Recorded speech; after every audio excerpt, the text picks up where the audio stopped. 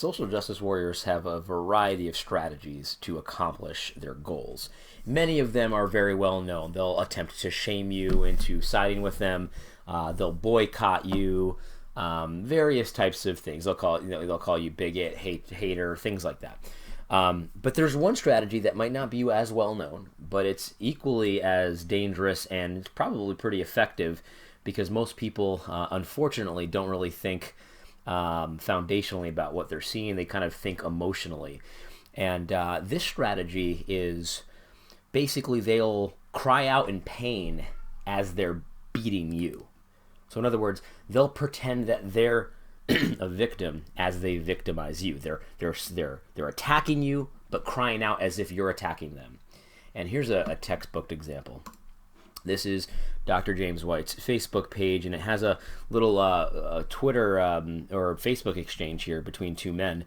Kyle J. Howard says, right here, he says that he would not feel safe to meet James White one-on-one. James White is an elder in a church, a white man, and he says that he would fear his physical safety. Here's what he says, quote, "The way White has engaged, I would not feel safe as a black man in his presence alone. Yes, I'd fear for my physical safety. Not saying that he would punch me in the face, but he has power, and if things got heated, I have no confidence that I would not end up another hashtag or just slandered.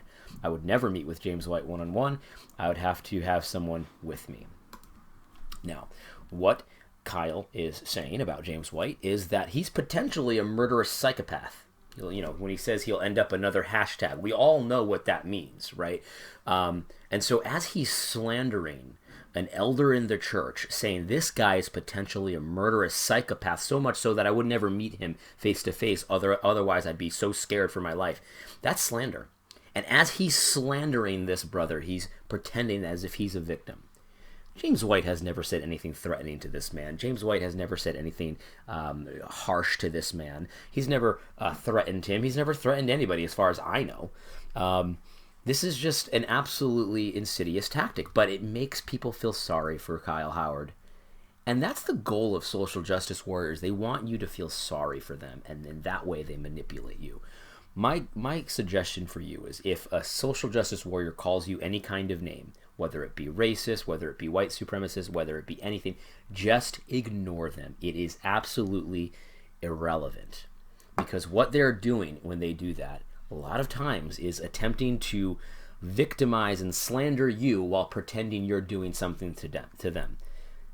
This is a common tactic. This happens all the time, and unfortunately, this brother Kyle Howard, and I do believe he's a brother, engages in this tactic constantly.